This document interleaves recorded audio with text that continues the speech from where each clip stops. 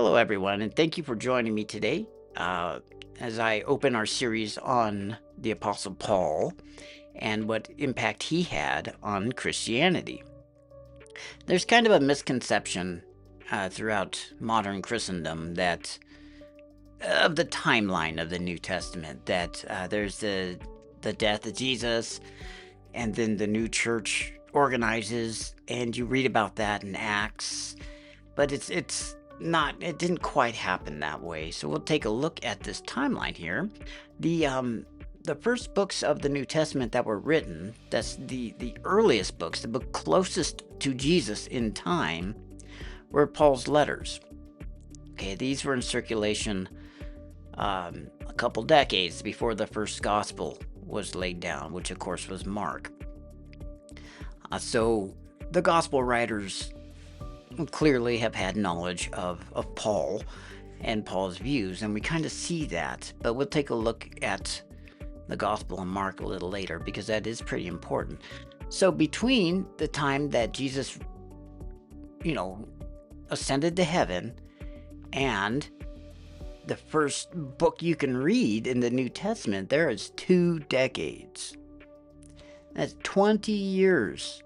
What were the disciples doing? What was the faith like in those intervening 20 years? Now, Paul comes along. Paul's conversion happens here, right around 37 CE. Okay, and it takes him 13 years before we have his first recorded letter.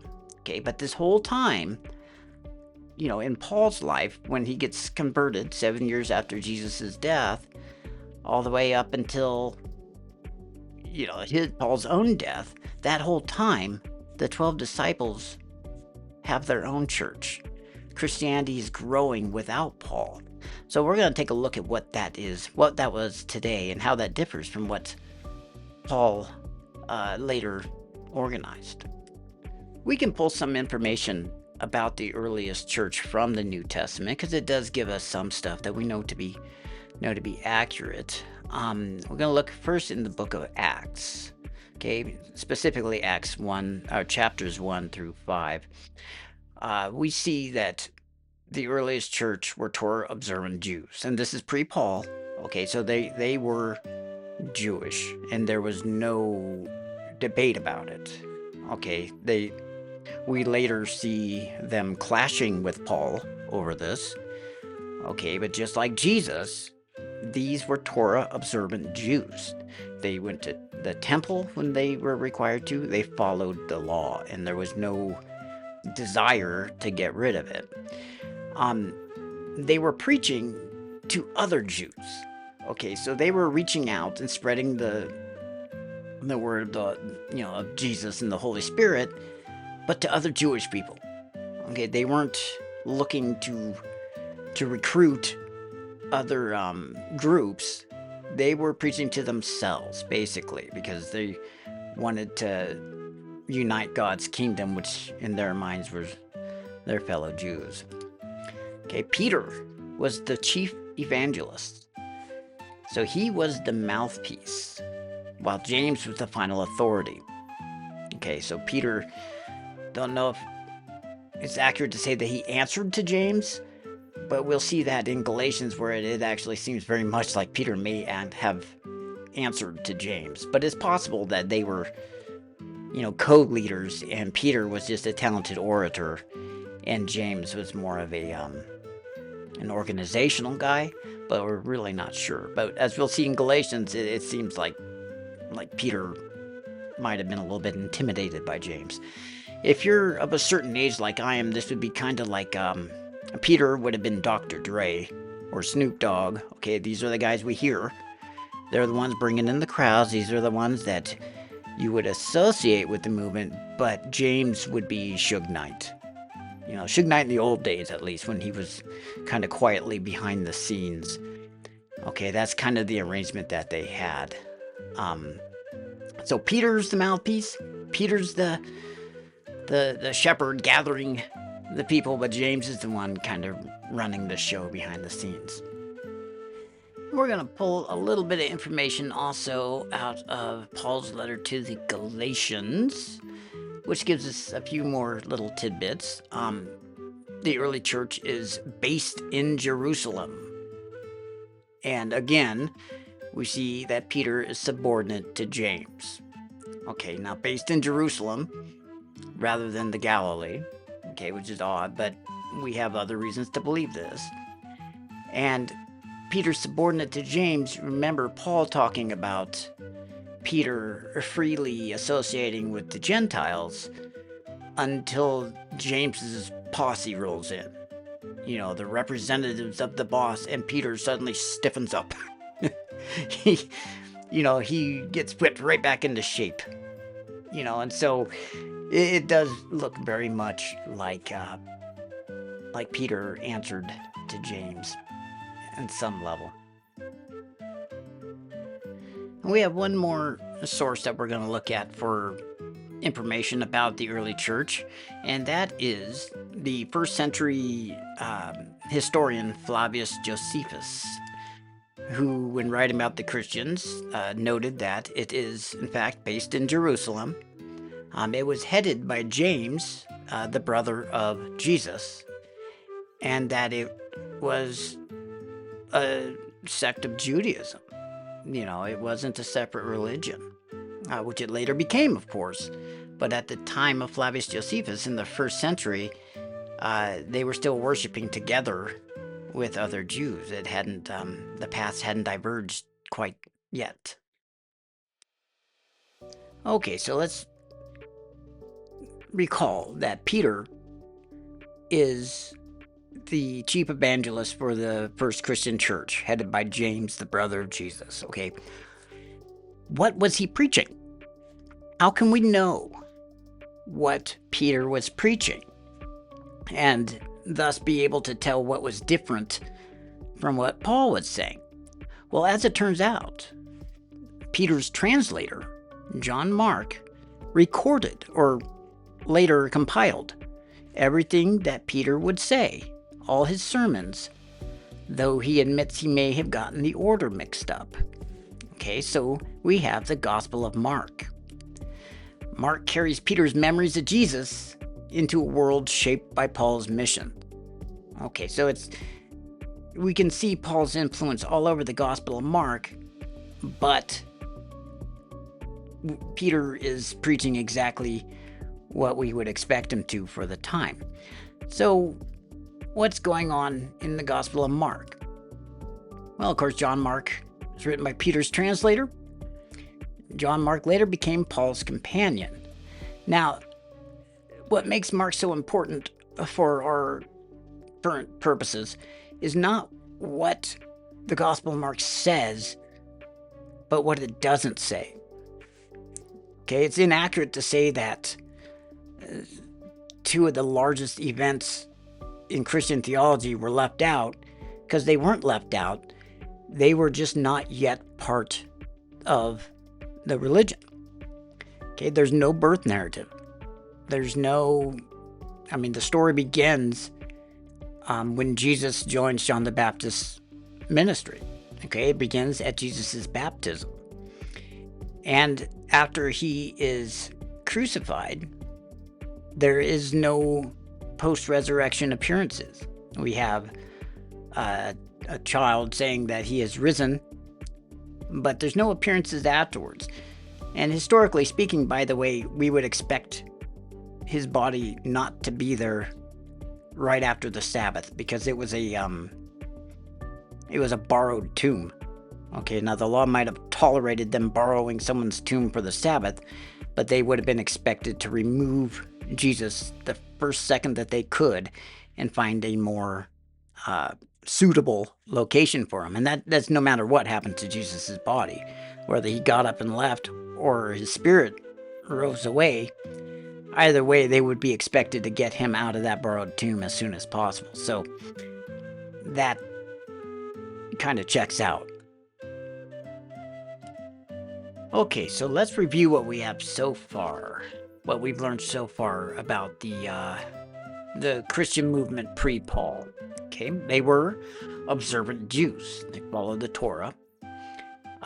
They were organized and led out of Jerusalem by James, Jesus' brother. And their basic beliefs are kind of encapsulated by Mark, by the Gospel of Mark. Okay, so there's no birth narrative, there's no post-resurrection appearances or anything like that. So, are we aware of such a group actually existing, or is it all supposition? Well, we actually are. There were several groups, but the one we'll look at now is called the Ebionites. Okay, the Ebionites were a very early sect of Christianity who they revered James as being the true authority.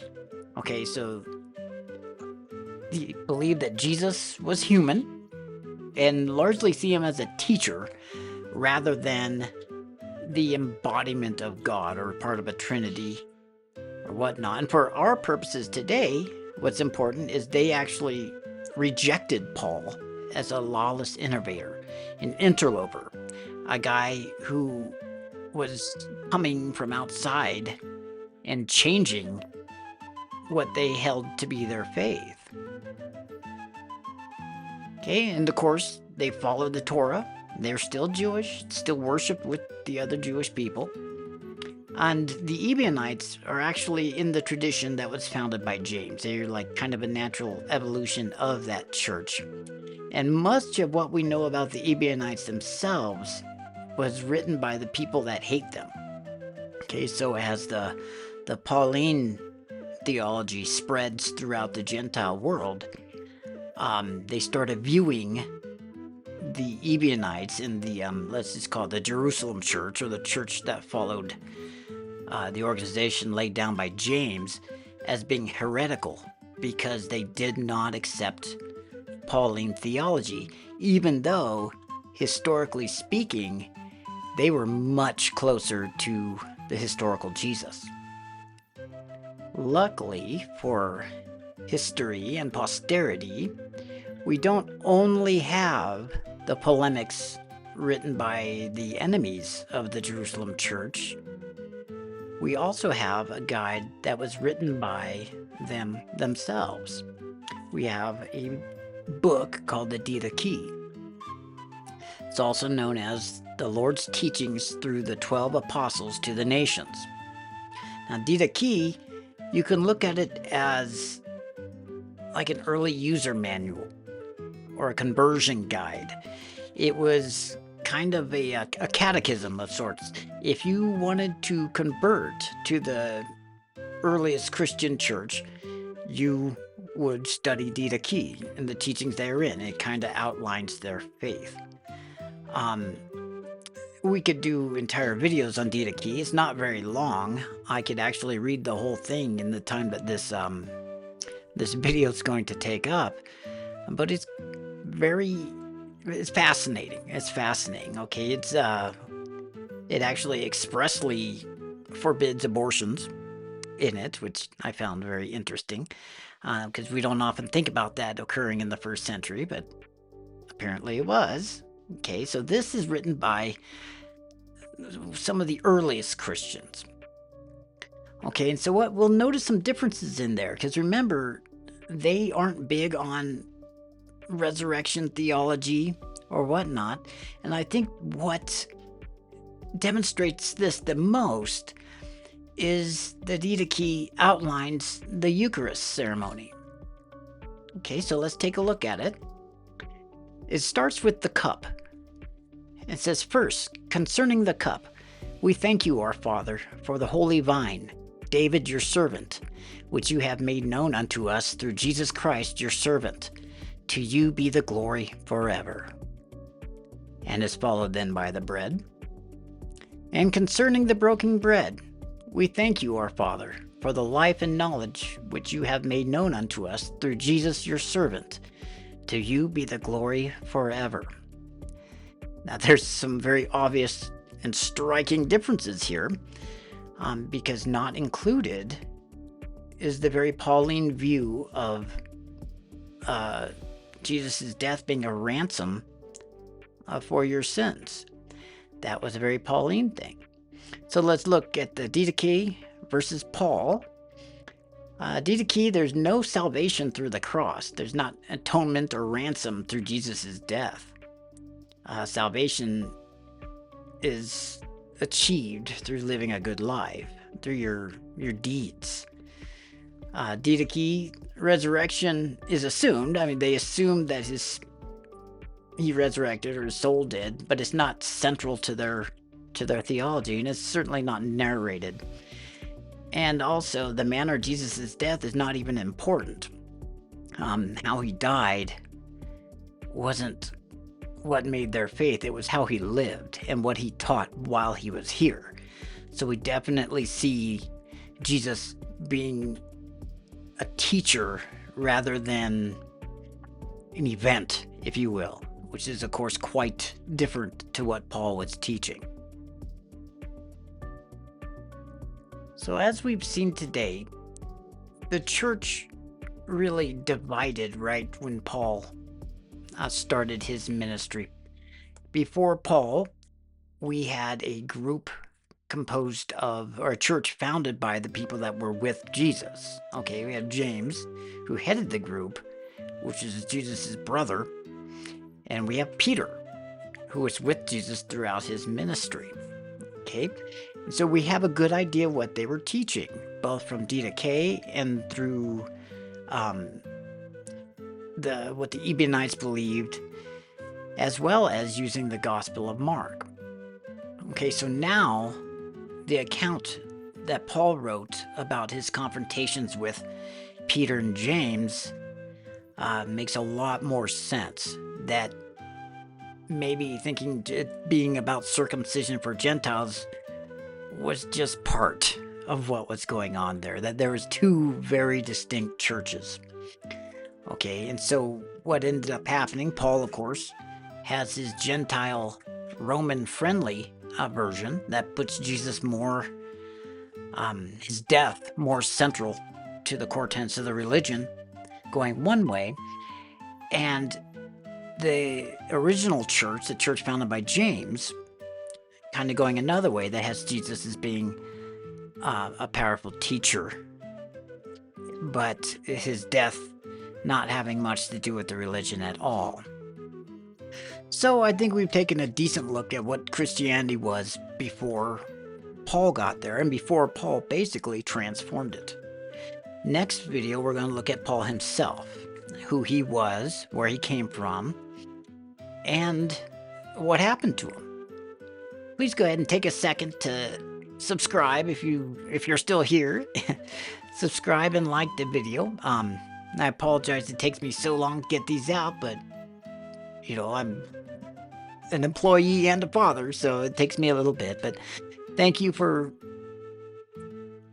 putting up with me as I learn how to make these videos. This is something that's very important to me, and I really enjoy bringing you this history. And remember, too, this is not saying that Christianity today is wrong or that Paul was wrong. We're just looking at, historically, what the earliest Christians would believe versus what they later grew to believe. Okay, we're looking at this from kind of a historical perspective. Okay, thank you, and I look forward to seeing you all in the next video.